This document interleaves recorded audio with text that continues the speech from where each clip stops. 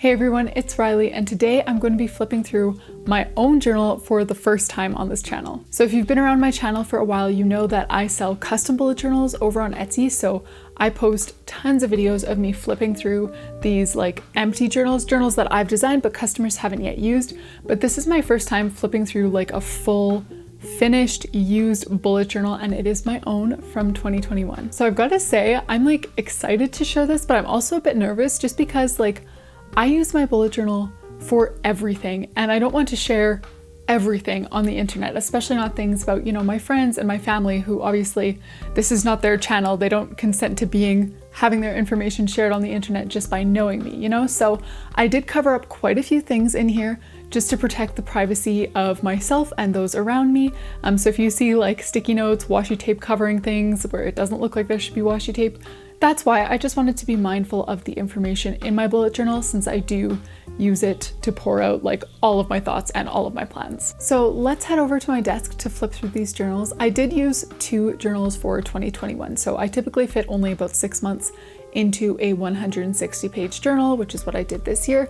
And both of my journals were from Archer and Olive. I will have a discount code for Archer and Olive down below, as well as discount codes and links to pretty much all of the supplies that I used in my journal throughout this year. So if you see something in the journal as I'm flipping through it that you liked, chances are you should be able to find a link to it down below. So here's the first journal that I used for 2021, and this was my first ever Archer and Olive journal. I absolutely fell in love with the thick pages and how they're just like bright white. It works so well for my journaling style.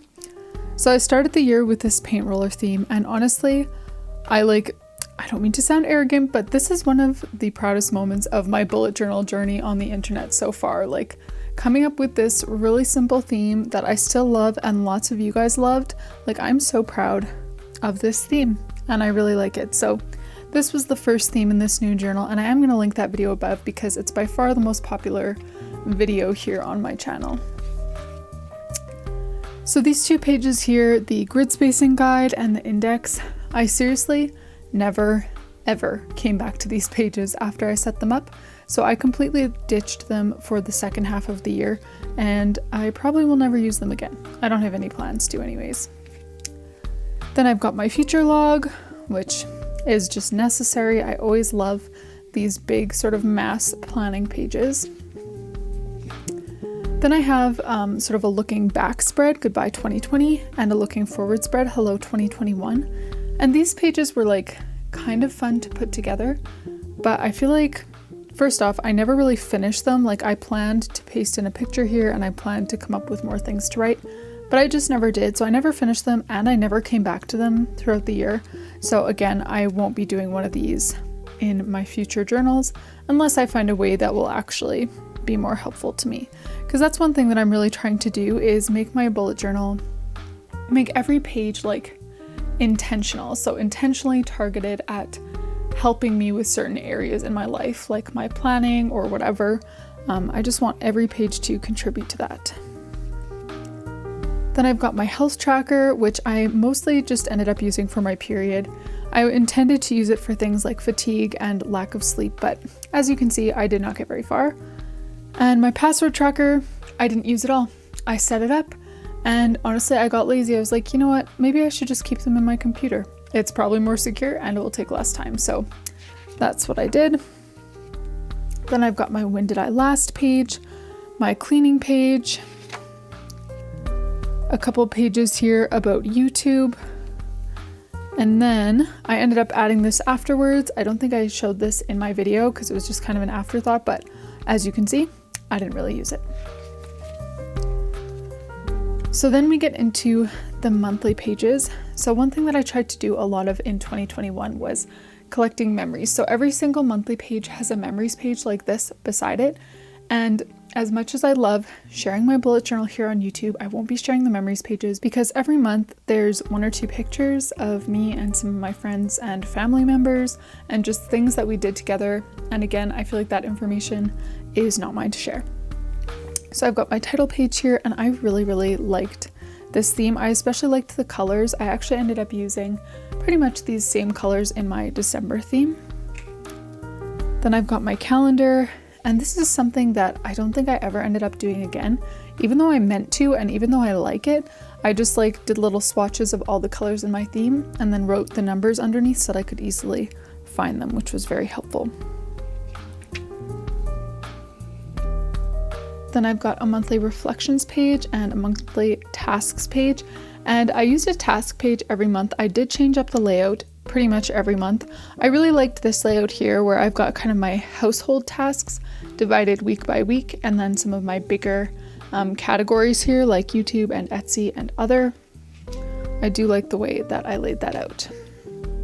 And then we get into the weekly spreads. So probably one of the biggest things that I did this year that I am really glad that I did was I found a weekly layout that really works for me. So something like this does not work for me. I seriously did it just for the purpose of posting a nice polished weekly spread on YouTube. I didn't do it for myself. And so that changes. After this, I started doing weekly spreads that I knew would actually be helpful for me.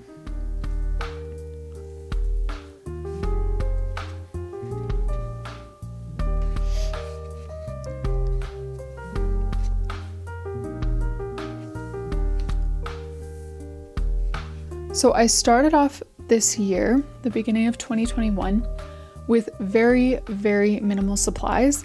I had the Crayola Super Tips and I had one set of fine liners, and that was really it.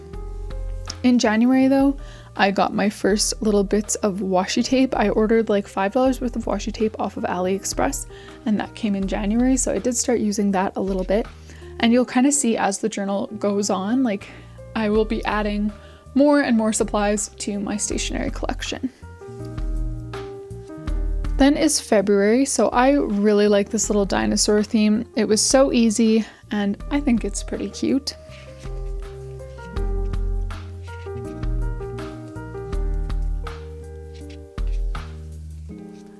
This weekly page, like I just get sad looking at it. I remember hating this. Like I think I ended up using separate pieces of paper to plan out my week. But again, I just did this so that I would have a weekly spread to set up here on YouTube, but I'm kind of done with that now. I do my weekly spreads for myself and they work so much better, and I will show those to you once we get to that point in the journal.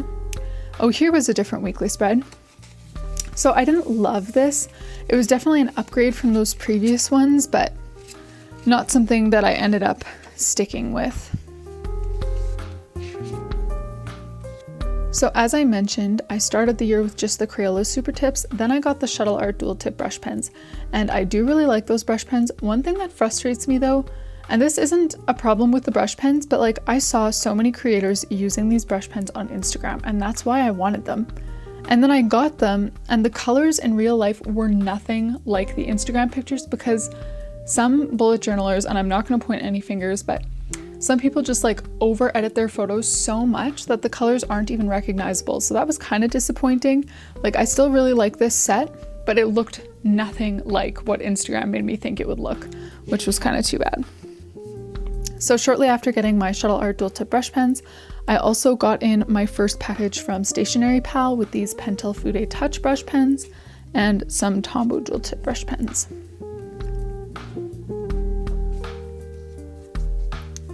Here I've just got a couple random pages. This was a book that I read.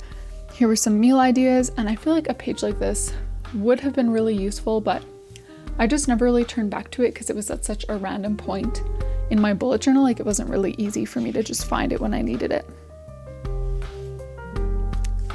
Moving on, we've got March. So March is one where I used the Shuttle Art Dual Tip brush pens, and again, I really like them.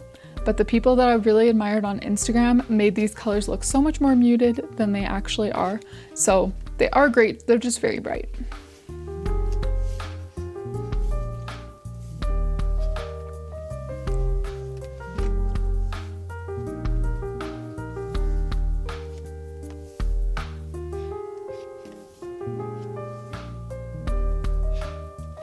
So this here is actually pretty much what I still do for my weekly spreads. So you'll see this a lot in my journal where I have kind of like a weekly dashboard page, I call it. So it's got a spot for some events and some tasks, and then other things kind of change up. So this was a heavy filming week, so I just kind of added a little filming list. I added a box for some priorities. Those things always change up depending on what I need that week, but my little dashboard always has a spot for events, a spot for tasks, and then I just set up these days as I go along. So I do have a video explaining this more that I'll link right here, but so I like to always have a spot for morning tasks, afternoon tasks, and evening tasks, and then up at the top I'll just put important things like what I'm making for supper, a priority for that day, a habit I want to be mindful of, something like that.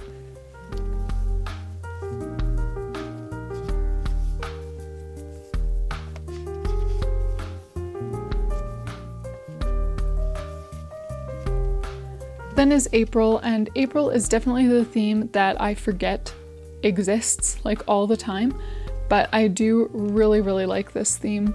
The more I come back to it, the more I like it. So this was a really easy one, this little moth, and I feel like this color palette kind of set the stage for most of the colors that I use throughout the rest of the journal. I just kind of stuck with this kind of warm, cozy feel, except for July.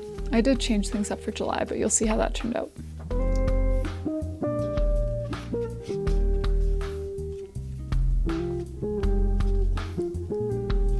So again, the weekly dashboard here with some tasks, events, and then this one just has a doodle instead of any extra like boxes. And then some days I can only fit like 2 days on a page. Some days, I think back here somewhere, I can fit like 3 days, sometimes 4 days. I really just do it day by day so that I can take up however much space I need.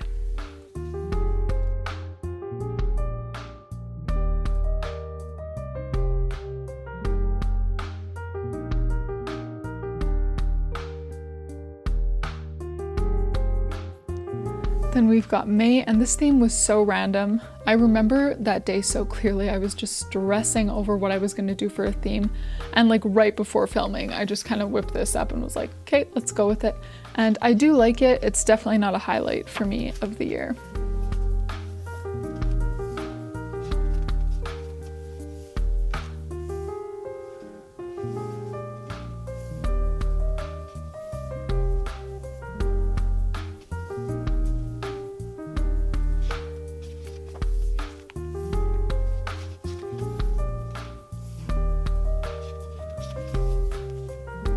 Then is June.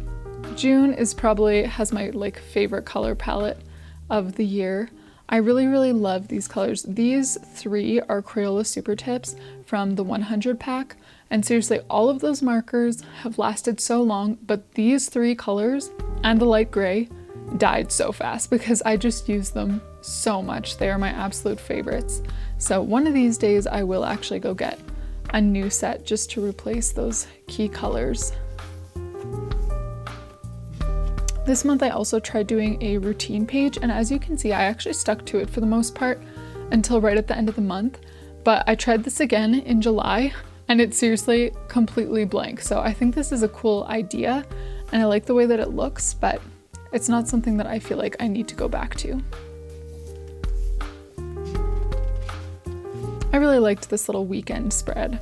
I don't usually do something like this, like kind of setting the weekend apart, but I think it turned out pretty cute.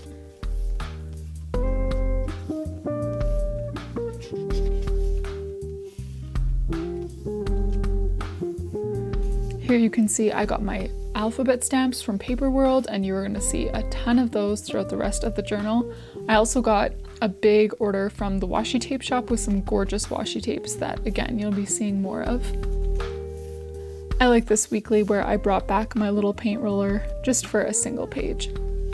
So that's it for this journal. It took me all the way till the end of June. Now let's head over to my next one.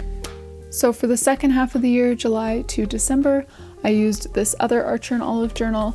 Again, they both had 160 pages, and for me that's just the perfect amount for 6 months. So I wanted to kind of carry over the theme that I used at the beginning of the year. So I did kind of a new and improved paint roller theme, and honestly I think that I like this one better, but without the original idea I definitely wouldn't have come up with this. So the original one is still probably one of my shining moments, but I really like these colors here. Then I've got my future log, and I gave myself a lot more space in my future log in the second half of the year because I only wanted to fit 6 months in. But I actually ended up really liking this because I had space at the bottom to not only write down like key dates and stuff, but also tasks and YouTube video ideas and stuff like that. So this was very handy, and I did a variation of this in 2022. Then I've got some of the same pages as I had at the beginning of the year. So my when did I last page and my cleaning tracker, health tracker again that I kind of quit using partway through the year. And again, some YouTube and just social media stats on this page. Then we come to July. So July is like the one month of the year. Well, July and March I feel like are the months where I kind of broke from my trend or like my tendencies. So I tend to use like really warm and muted colors, but in March and July I tried to do bright colors. And in July it was specifically because, you know, it's like summertime and I wanted to do a cabin theme because I loved going to my family cabin in the summers when I was younger. But as much as I like the sentimental part of this theme, I just really did not love using these colors all month long. There's a reason that I gravitate towards the muted tones, and these colors just really didn't do it for me for the month. And like I mentioned in June, I tried doing the exact same routine page, but I did not even touch it in July.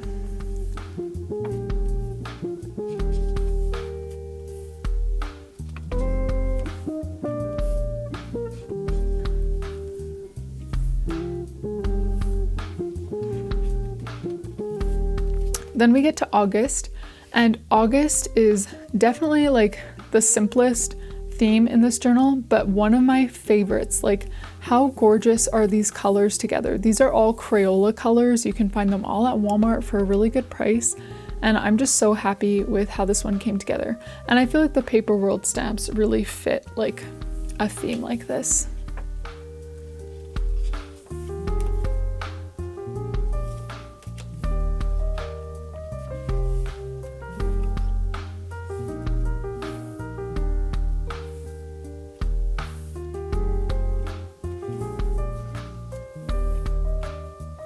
In August, I also used a lot more of my washi tape from the Washi tape shop.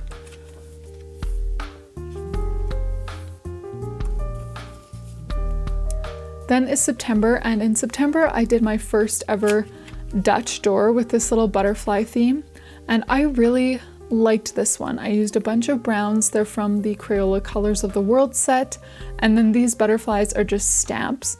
I got some more stamps from Paperwrld, and it just makes things so quick and simple. So I would definitely recommend getting stamps if you're not really interested in spending like a bunch of time doodling out these little themes. Then tucked behind my Dutch door, I had like a YouTube growth planning page that got a bit of use, but not tons. And you can see here this like monthly reflection page. I had like a variation of this page pretty much all year, but the further into the year we got, the less I actually used them. So this is something that I am not including in 2022.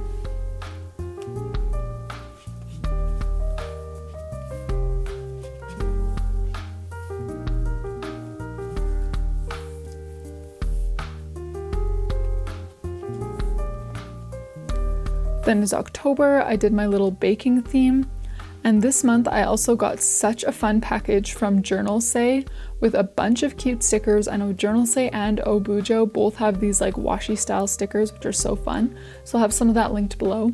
I also got some stickers from the Washi tape shop, and those were really cute too. So I used some of those like throughout the month of October.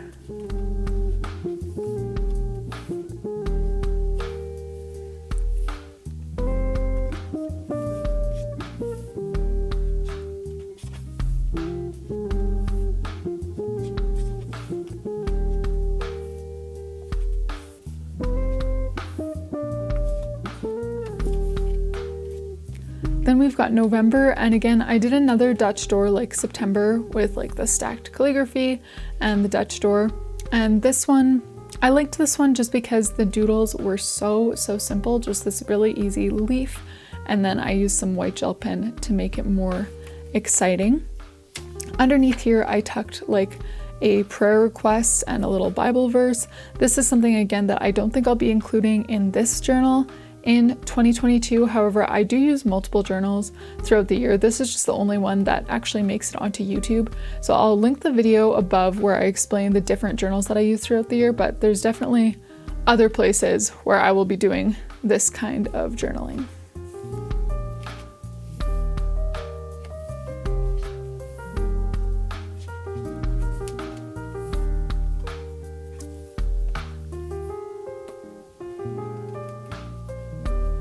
I remember on this day I got an order in from Stationery Pal and just kind of swatched a bunch of my new stuff, and again I kind of carried on using those stickers from the washi tape shop.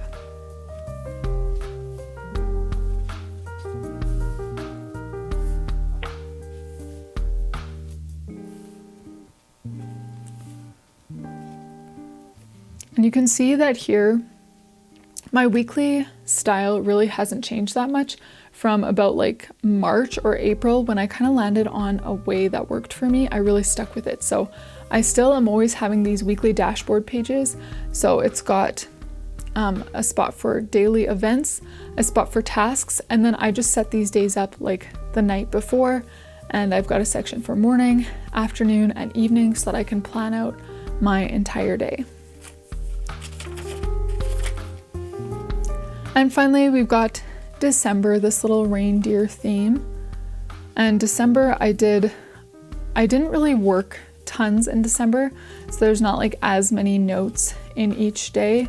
It was mostly, honestly, like celebrating Christmas with family and friends. So there weren't as many to-dos and a lot more just like reflective pages about Christmas.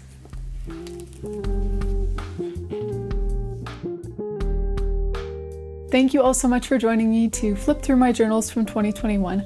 I hope that you enjoyed it, and I will see you all in the next video.